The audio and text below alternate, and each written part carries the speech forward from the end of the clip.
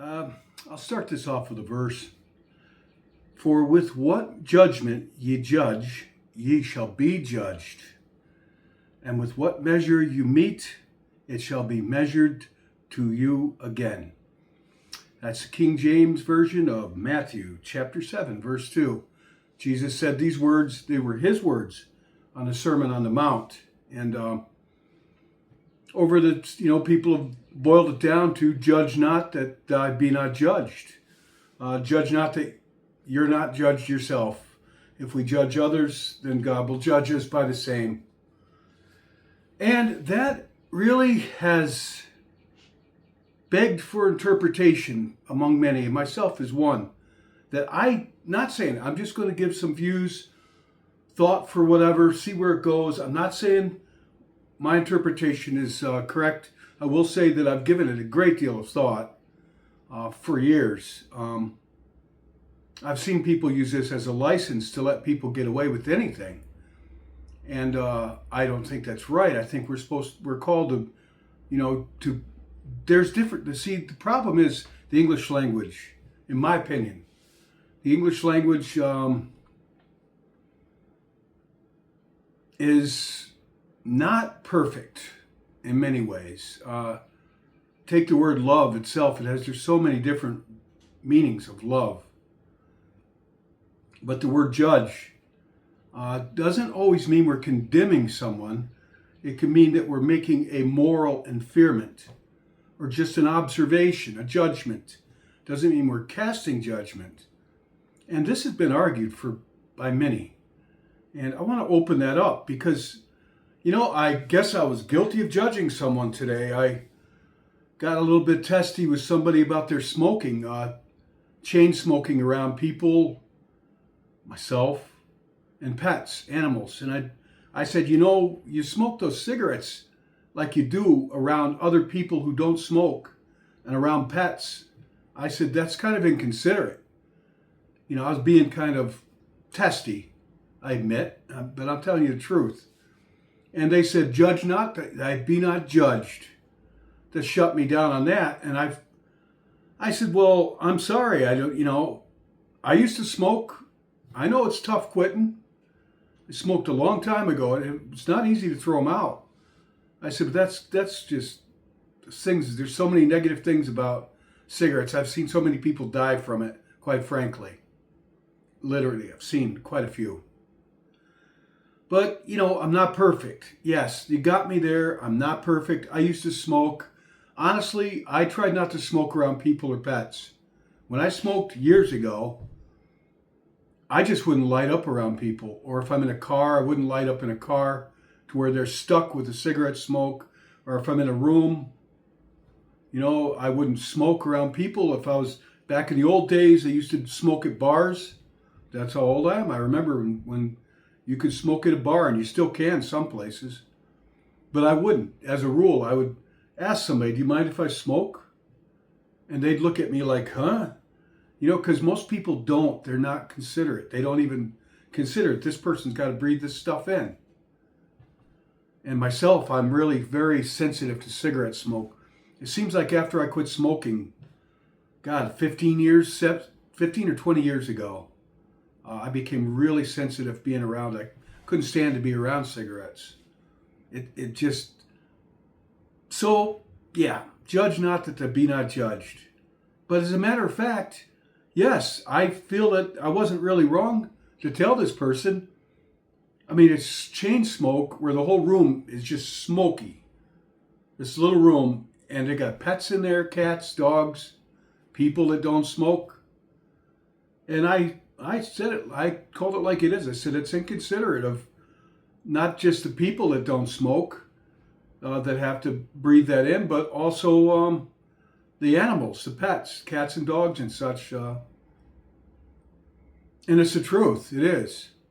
And so I don't feel that I did wrong. I'm not condemning this person.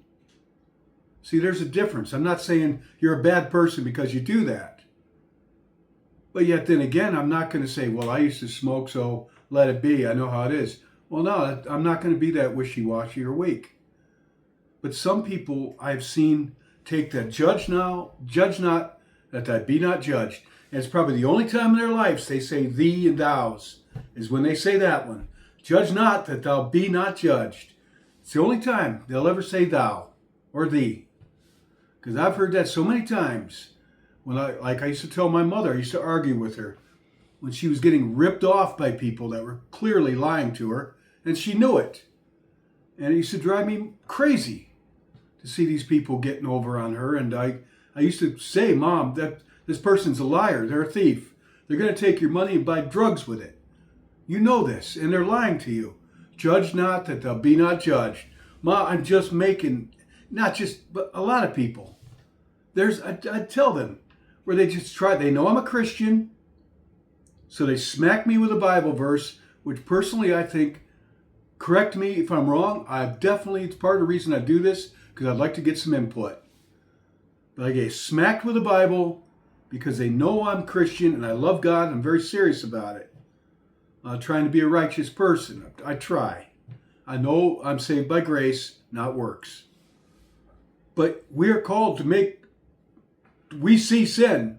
We see something that's wrong. We're not supposed to turn a blind eye, deaf, dumb, and blind, see it and call it like it is. I mean, love the sinner, hate the sin. But so I'm going to open that up a little bit. Again, I'll read that Matthew 7, verse 2. I've got notes on this. And here's the King James Version, which some people swear by it, and I don't have a problem with it, but I always, as somebody who likes to write or communicate on like I am now, I always had a maxim that I said, whoever wants to communicate the best communicates to the most people. So, I got to be careful with the Bible because, verses, but I do believe like the NIV, New International Version, and others are fine. There's some I wouldn't read out of. Some very worldly, secular interpretations of the Bible. But, generally I use I don't like to go to the King James Version myself, though sometimes I do. I don't have a problem with it. So once again, Matthew 7, verse 2 in the King James Version, which is what I have in front of me. For with what judgment ye judge, ye shall be judged. And with what measure ye mete, M-E-T-E, it shall be measured to you again. Okay. With that said, I want to open this up a little bit. Let's look at the English definition of the word from the Merriam-Webster Dictionary of the word judge. Let me find it. Bear with me. All right, so it can be a noun, obviously. To judge, it can be a verb or it can be a noun. As a noun, obviously a judge is someone who's a public official that makes judgments, or it could be a critic, like a film critic. It could be a person, an umpire, a judge in a sporting event, or a judge in court, or a critic. As a verb, which is what we're looking at, transitive verb, definition 1, to form an opinion about to form an opinion about thorough, careful weighing of evidence. They misspelled that, and that's in the Merriam-Webster. They put through. Oh, okay, no, I misthought it. I'm sorry for this blooper. Maybe I'll edit it out, maybe I won't. Definition 1 of the verb judge, which is what we're interested in this verse. A transitive verb, to form an opinion about through careful weighing of evidence and testing of premises.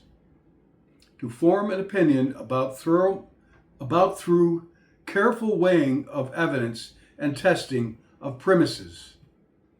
Definition 2, to form an estimate or an evaluation, trying to judge the amount of time required. Example, especially to form a negative opinion about, shouldn't judge him because of his accent, that's what they give, You don't judge a book by its cover. Or judge not to. No, that's not. 3, to hold an opinion, to guess, think. I judge she knew what she was doing. Or to sit in judgment. I'm going to judge this, which is not what we're doing, but it can be interpreted that's what we're doing. When I say you shouldn't smoke around animals, it's inconsiderate. Shouldn't smoke around non-smokers, it's inconsiderate. That's the example that I actually lived this morning. And I said, judge not that thou be not judged. And I think that's a misuse of that. That's why I'm bringing this up. I've thought of this is nothing new to me. I've been through around and around with this. You know how many times in my life I've called something as I see it, and people know that I'm a Christian, and they know a little bit of scriptures, so they whack me with that one. Judge not that thou be not judged, to shut me down. It doesn't work that way with me, though, because I will think about it.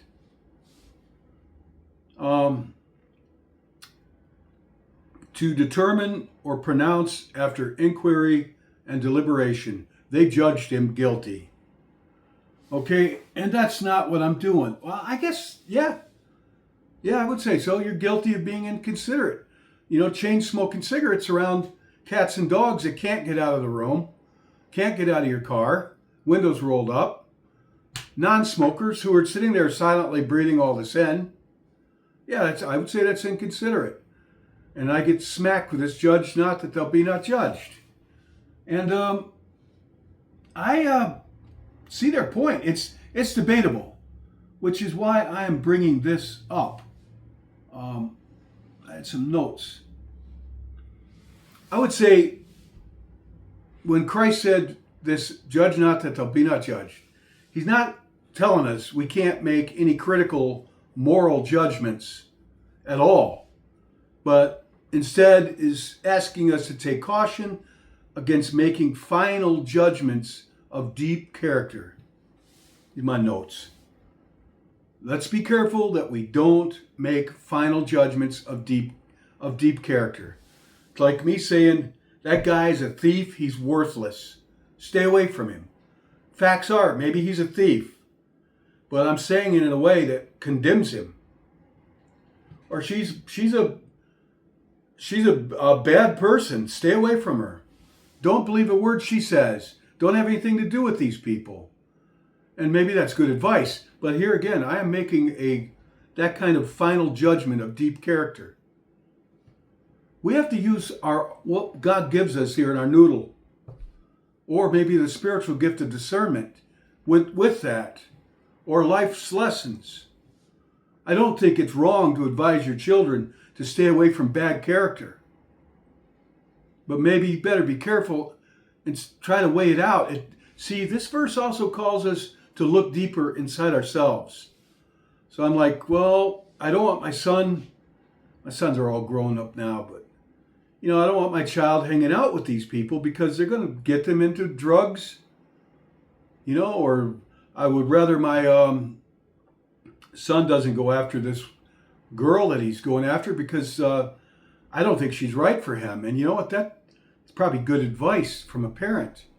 But here I'm trying to coach my kid to keep my kid out of trouble.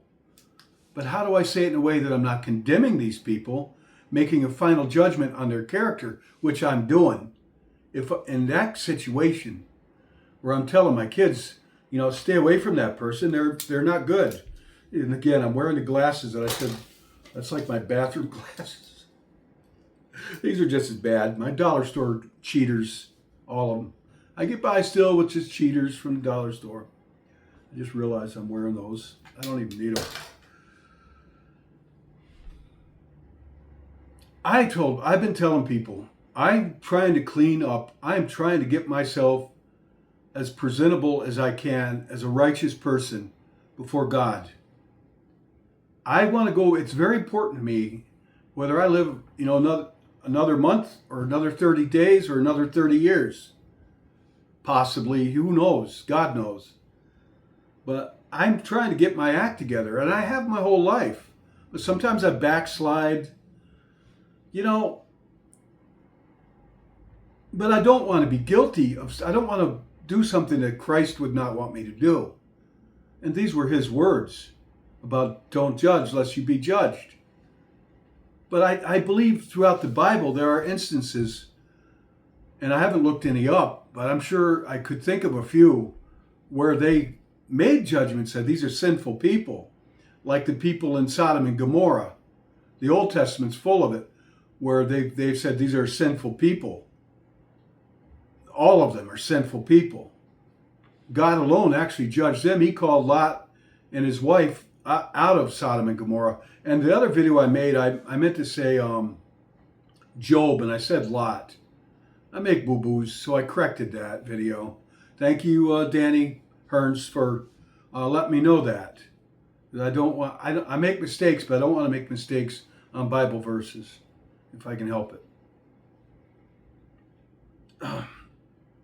So I don't believe that it's correct to whack somebody with that verse over the head, like hitting them over the head with the Bible, like I've had happen to me. It's like, bam, judge not that thou be not judged, to shut me up when I'm telling them you're doing something wrong or they're doing something wrong. I don't believe that's correct. Now, I think, like I've been saying, it would be correct to tell me, judge not that you be not judged, if I say this guy's a loser. And I've been guilty of that. Now that's where it would fit, where you could say, Tim, judge not that thou be not judged. I know that this guy had a very rough childhood. He was beaten a lot, and I've had that happen. You need to take that into consideration. Tim, I'm not condoning his actions, but understand he didn't have a good childhood, and I had a very good childhood. This is a case where I shouldn't judge, where I could just maybe say, I'll pray for him, but you better be careful, because he's capable of doing some pretty bad things. But I pray for him, and I love him. He's still a brother, so to speak. I'm just coming up with examples. I think we're supposed to use our noodle before we just blindly use that verse to be dismissive and even permissive and even enabling of people's sin. I think we're supposed to acknowledge with sin and wrongdoing. But we should be careful that we're not doing it in a way that we're casting a judgment, a final judgment, a deep judgment on their character, because everybody's redeemable to God. What are notes that I have?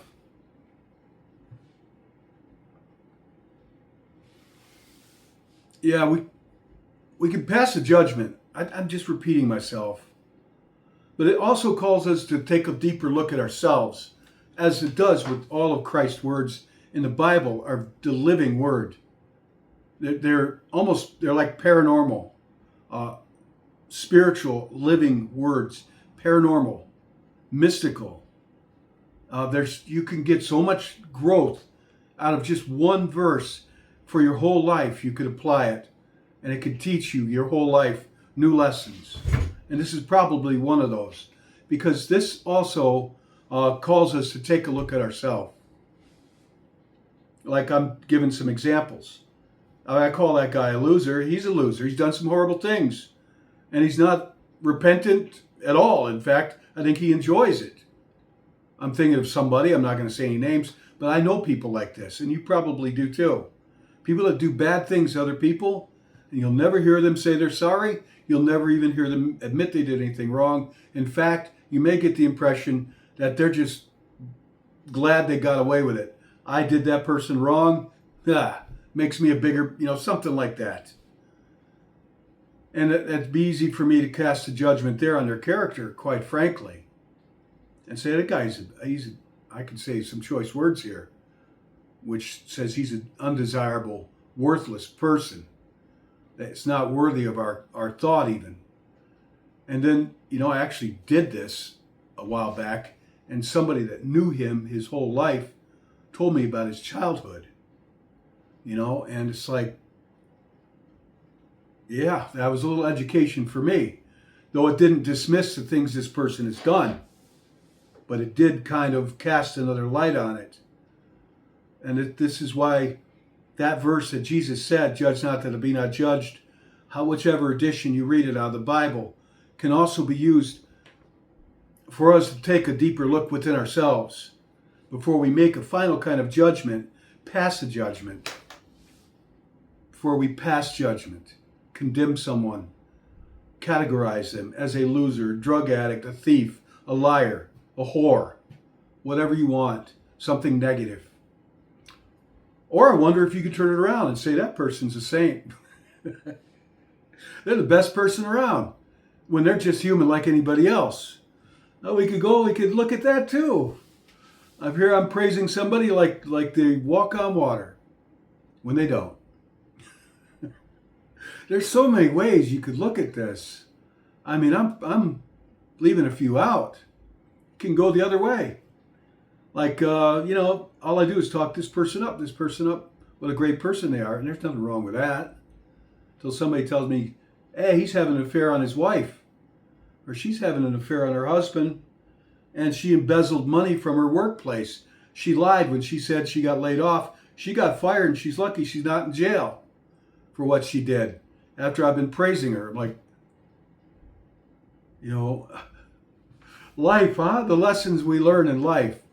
This is one. And I'm actually thinking of somebody with that one too. The lessons God gives us, honestly. And to use this, take this verse, judge not that thou be not judged, we can actually use this for a lot of spiritual growth.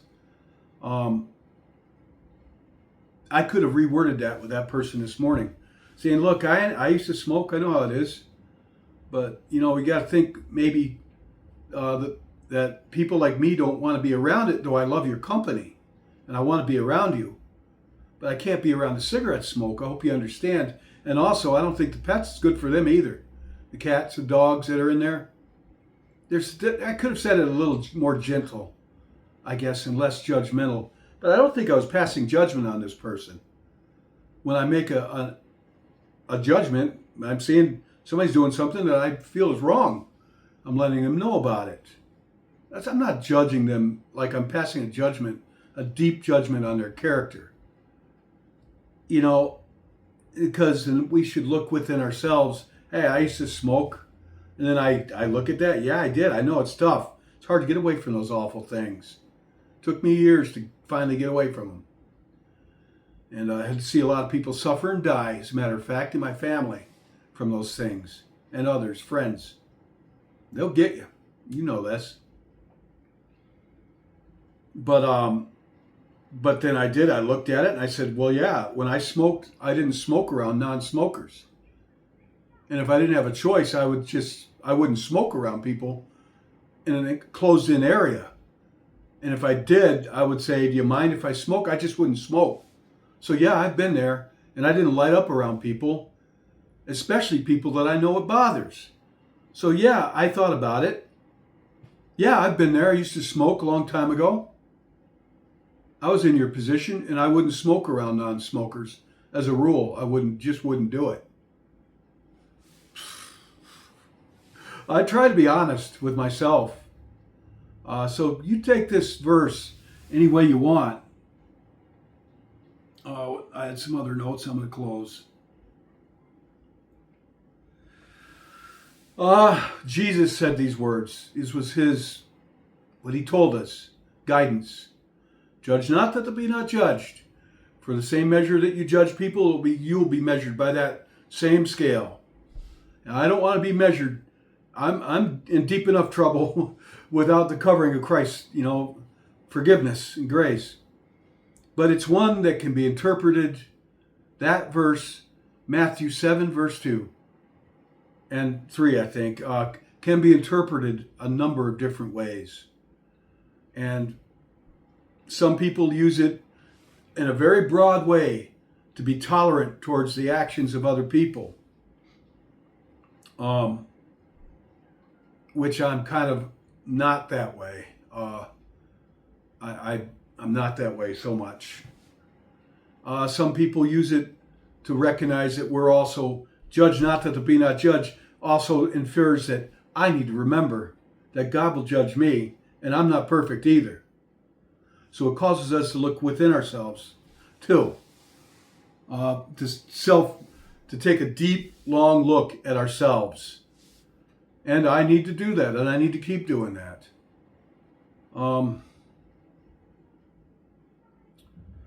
It's part of life. It's a very common activity in our lives that we view other people and we make assessments every day. Even these people that hit me over the Bible with that verse, it's part of life. Every day we view other people and their actions, and we have to make moral assessments about what they're doing. Is it right? Is it wrong? We do it almost like an unconscious reflex without thinking about it. I mean, it's just part of life. You can't get away from it. You've got to, if you're around people at all, or even if you're just watching them on YouTube or the news or whatever, we're still part of society. Even shut-in people are part of society. It's almost like a reflex to watch what people do, and you form an opinion. You make an assessment. So I think I'd be repeating myself, but I say we have to, we have to make assessments. We need to be honest and call it like it is. When we see somebody doing something wrong, we have to. But we need to do it in a way that we're not convicting them. That's not our place.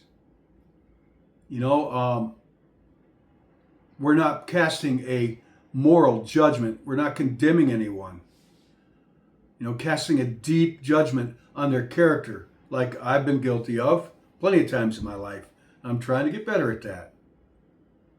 But at the same time, I'm not going to take this verse and just whack people over the head to win an argument when it doesn't apply. And I will think about it and think that, you hit me with a Bible verse, it's going to cause me to stop and think.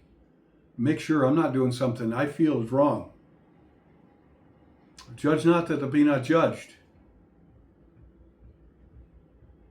We have to make judgments every day about our fellow people that we're in this life with. Fellow sinners, all of us, fallen, weak humans. And we're forced to make judgments, to make assessments. Should I trust this person? You have to do that. And I say, should I trust this person? Or do I really want my children hanging out with this crowd of people that are into crime? We're forced to do these things. So pray about it if you must. But I have my own answer. I mean, I've given my answer, my opinion of it. That, I'm not the noun. I'm not a judge of people, and that I can cast and condemn people like, somebody that's in court. There's nothing wrong with making a judgment of artwork or being a critic, but only God can judge our souls, and the legal courts judge us in ways. They don't use the same scale, though. That's another topic. I got my dishwasher running if you hear stuff. I always do this in the evening when I'm doing the dishes after whatever. So I'll leave it at that. This is open for interpretation. But I personally do not advocate using it to shut somebody down when they're making a valid assessment about somebody's actions. I think we have to do that. I mean, we're called to do that, but we have to be careful that we're not casting a deep judgment upon somebody's character. And, I'm repeating myself. I think that verse can be misused, misapplied. But I think it's a very important verse to make us upright people, righteous people before God. And it's also useful to cause us to look within ourselves and realize that we too are sinners and we're weak. And we too like everybody, equal terms, are sinners needing the forgiveness and blood of Christ. So that's all I got to say on this one. I wanted to get that one out. I got a few more. So God bless you, and take care. If you sat through this long, let me know what you think. What's your take on it? Sure, you've given this some thought too. If you're a Christian with any years of living experience, I'm sure you've been confronted. We all have. All right, take care.